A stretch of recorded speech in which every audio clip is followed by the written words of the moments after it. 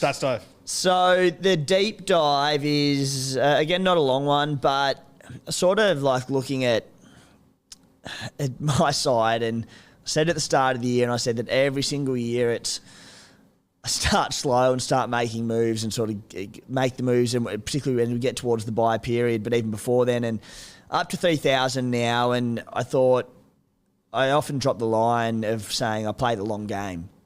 Now, a big part of playing the long game is getting rid of deadwood in your team and building a squad of 25 strong players, rather than the short game is eking every bit of money you can out of trades and getting 17 guns in your team, which is great and it works short term, but long term, when we talk about cash generation and building squad value, which we do often, and I've spoken about that before in the deep dive, but it's having good players to plug in during the origin period, during the buy period. So what I'm getting at is, in the long way around, when I make my trades, if I need to spend an extra 100K, or should I say an extra 100K that I could make on a trade, I will cut that if it means I can hold a stronger player in my squad. So an example this week would be, let's say you've got Max King and Stefano Udakamanu.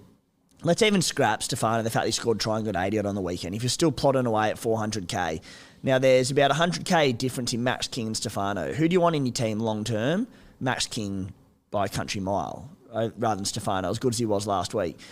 So there, unless it was really going to make or break my trades and allow me to get in an out-and-out gun because I really need that 100K, I'd cop a bit of a loss and I'd get rid of Stefano to be able to hold on to Max King, even if it meant not having that extra 100K to play with, just because we get to next week or the week after and all of a sudden I've got Max King as a play there instead of Stefano Udakamanu. It might be around 24 and I've got Max King instead of Stefano, who's a bloke I can confidently play in my side, and 100K at the time, but I can lock Max King in for, say, 55 to 60 points. Stefano, he could get you anywhere from 30 to 50 to, yeah. And let's tie it into CT dubs. 2 weeks ago, I've now actually sold Taruva and Alamotti, but I had that decision with that exact circumstance with Taruva and Alamotti. And I could have made a slightly better trade by getting rid of Taruva and holding Alamotti, but I went, no, I don't want Alamotti in my side. Taruva, I thought at the time, this is a bloke who I'm pretty happy to plug and play when needed and more of a long-term prospect. So I cost myself a slightly better trade and got rid of Alamotti and held on to Taruva. So basically, when you just put yourself in that situation, it's not always about the money and that slightly bit of extra cash. That all makes sense? It did make sense. We just had a very cute dog walk past the studio that distracted us. That was very good, Timmy. Did you catch any of the first half? That was good. Yeah. Normally you've got some good follow-up questions to my deep dive, but I can't imagine after that little pup walk past that, yeah. No, very cute pup. All right, let's get stuck into our stats deep dive for this week. First guy you're going to talk about is a guy that's been snubbed from the Origin Arena. Pick and stick my arse, Queensland. Dane Gagai. They're kidding themselves, aren't they? Yeah. Pick and flick. Please. Tell us about Gags. Dane Gagai. Talk about flying under the radar this season. He's 712K. Why, you might ask? He's averaging 71 points. You know the best thing about it?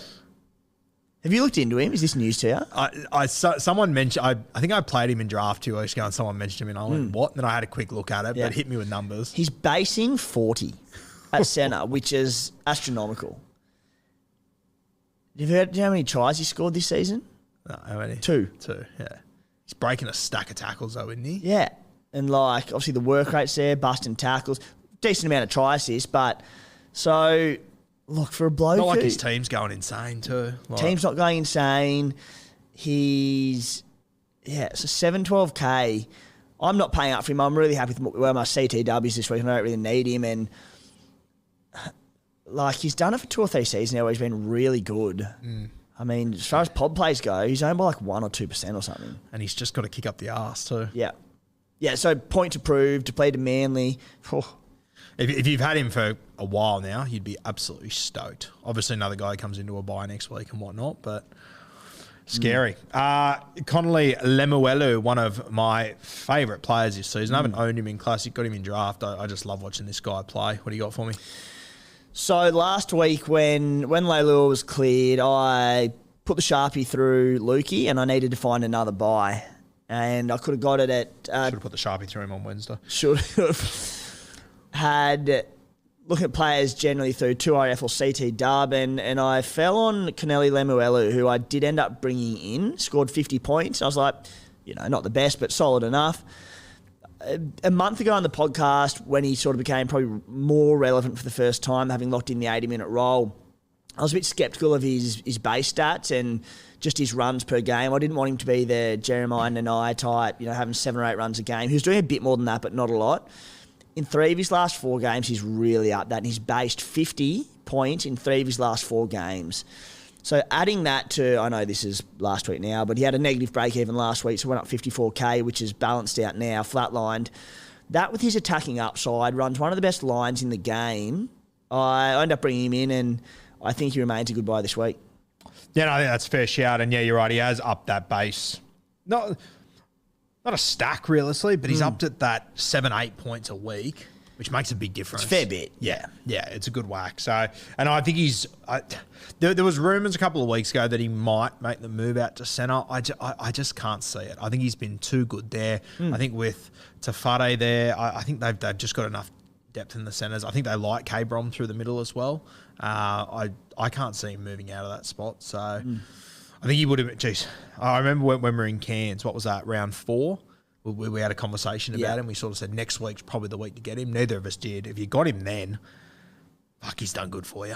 Well, yeah, I was at the time still a hardcore Dolphins denier, but at some point you have to... Were you? Yeah, I think so. Was it Dolphins or was it Tigers? I don't know. But yeah, so just because of that, I was so blinded by Dolphins can't keep this up. So I was so hesitant and reluctant to invest in any of their players. I'm just Lemuelu, star. But yeah, so anyone who jumped on early, they'd be licking their lips. Yeah, I agree with you. I still don't think it's a bad trade this week at all. I think it's a good one. Tohu Harris, who you're very, very excited about. I am. Yep. So injury history, injury risk is obviously always the concern with him. He does look sometimes like he's playing on one leg, but still plays really well on one leg. So get this. In 5 games this season that haven't been injury affected, there was a 62-minute game that I don't know if there was any injury impact on that, but it was his first game back in 3 or 4 games from an injury. So I have excluded that for the record. But in his 5 standalone games where he hasn't been injury affected, he has averaged 68.2 in base, which is enormous. Yeah. You add in the fact that his ball playing has gone to a new level this year. His little combination there with the tip on at the line to Fanua Blake, which has seen Fanua Blake score a few tries. Dual position, 2R front row forward, break even 17. He's at a very affordable rate, I think tick over 600k. The fact that he's at... And I speak about him in such a different light this year to last year because in previous years, he was only available at 2RF, and I'm like, there are so many gun and high outside 2RFs he's competing against. At front row forward, I'm like, he just looks the go. Yeah, and, obviously the beauty of Tohu Harris as well, he's a Kiwi, so he's not going to be missing out during Origin and whatnot. They've got a buy in round 16, but you'll still get 3 solid games out of him. And of all the 3 major buy-ins, round 16, not the most daunting, so... Yeah, no, I like the move, Tohu Harris. Jack Bird, missed last week, didn't he? He did. It was a laid out. Back in this week? I think they might have had a 5-day turnaround or a pretty short turnaround, and they rest him with a niggle of some sort. Now, on Bird, I just want to make the point because I do, and like yourself as well, but I go pretty hard on going to CT dubs and even probably to a lesser degree 2RFs with high ceilings. And I'm a firm believer in chasing the high ceiling, but it's not all about high ceilings because Jack Bird this season has 1 score under 50. He's got a high score of 80. He's averaging about 61. So, look, especially when we're talking about buy coverage, you can put in a guy who might average 65 to 70, largely in base stats because they're a big work rate, 2RF sort of thing, or it might even be centre. So, look, I'm not keen on Bird, but 1 score under 50 all season, dual 2RF CT dub. You throw in Lemuelu, Tyrone Peachy, anyone who did jump on Ben Trebojevic last week, or these dual positions, pretty solid. They're very solid. It's hard to argue with Jack Bird. Yeah. My gut says no. Yeah. But the numbers are the numbers. Numbers for a really good sample size now. Yeah, for sure. The next guy, Olakau'atu. Do we want to skip this? I don't know if there's much point talking about my number 1 pod play. that I don't want anyone Yeah, well, else to buy. this is where I'm really keen to get your thoughts, and that's why I threw him in, because last week we spoke about Olakau'atu, and he's been a Supercoach 2RF gun of the past. This year, he'd been okay, but I spoke to you about it, and I don't know if it was you playing one of your shit little games, but you were saying how you were, I can't remember if this was before or after Origin selections, but you were it would have been on Monday. It was before. And you were saying you were looking at selling him. And I thought, with potential round 13 looming, and I didn't sort of think too much about it, but thought, maybe premature. And obviously having missed Origin selection, named play this week, I thought, well, where does he sit as a pod play?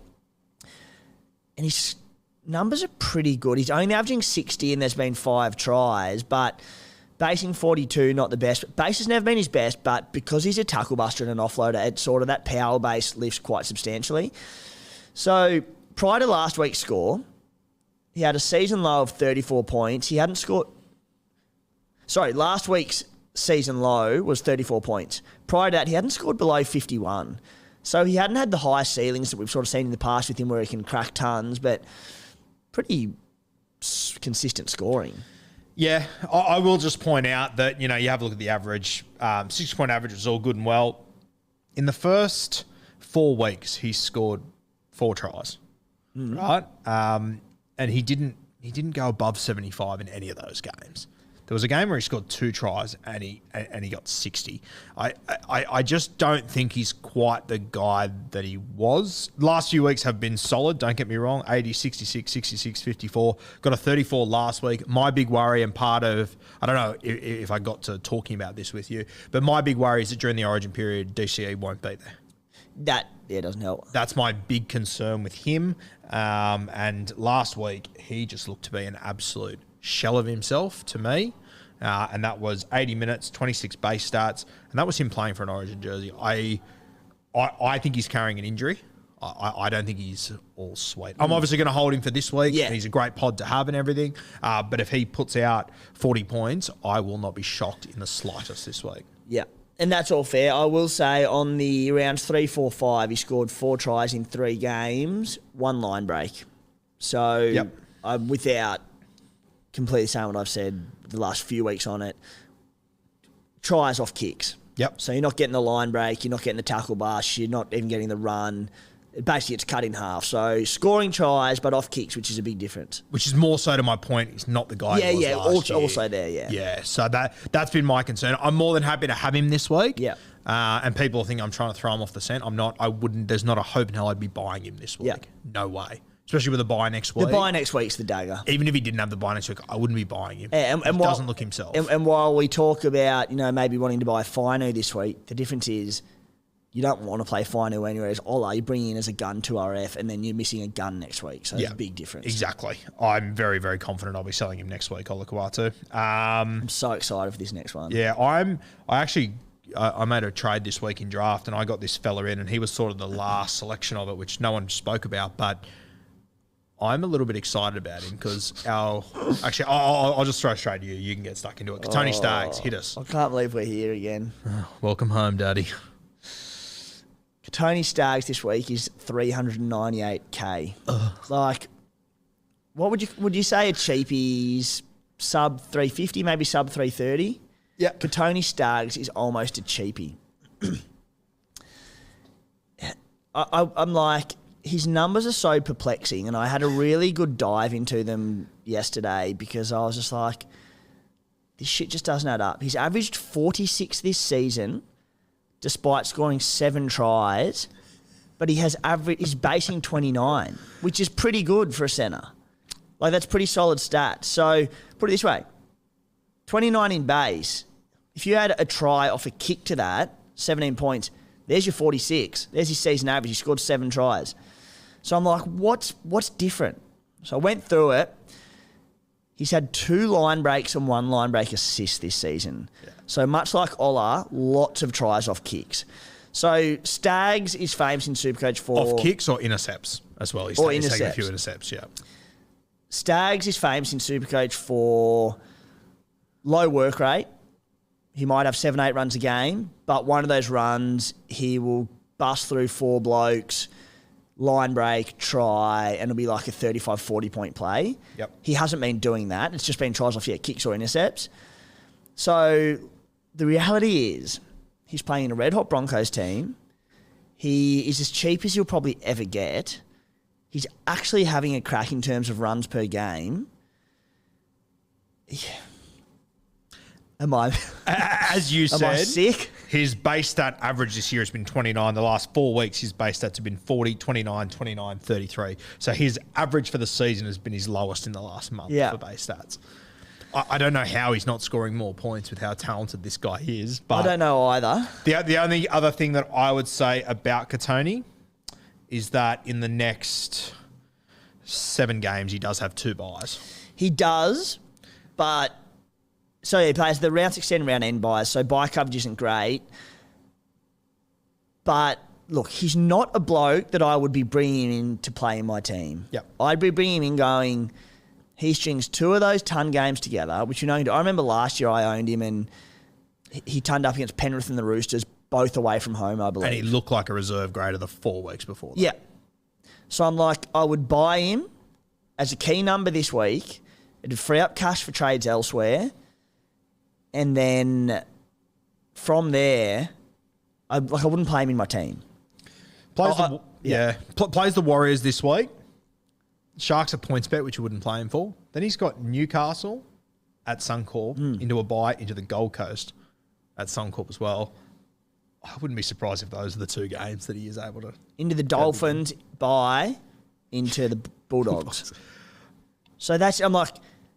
I'm not buying him to play him. Obviously, play him around 13. I'd be buying him as essentially a cash grab. Not a quick cash grab, but a bloke that I can see being 550K with a couple of big games under his belt. Yeah. Who, if I had to play him, wouldn't be happy about it. But, he's not a dud CT dub, I don't think. At the moment, he's not. Not at all. Last 2 weeks without a try, 47-41, if you had to wear that. Yeah. And that's against Melbourne Storm and Penrith. Recent years averages 49 in 2022. Okay. 2021, 62. 2020, 59. And he had injuries in those years as well, which limited minutes a bit. So it doesn't seem mad. Over the next 8 weeks, I would be happy to play him in the Warriors, Newcastle, Gold Coast, Bulldogs, potentially the Dolphins game as well. Hopefully be getting him to 5 to 550K by end of the bye period, and then you flip him after the Dogs game. Not saying I'm doing it. It's not for me, but I don't think I will do it either, but there's merit. There's heaps worse moves to make, and they rhyme with Shirel Sloan. All right.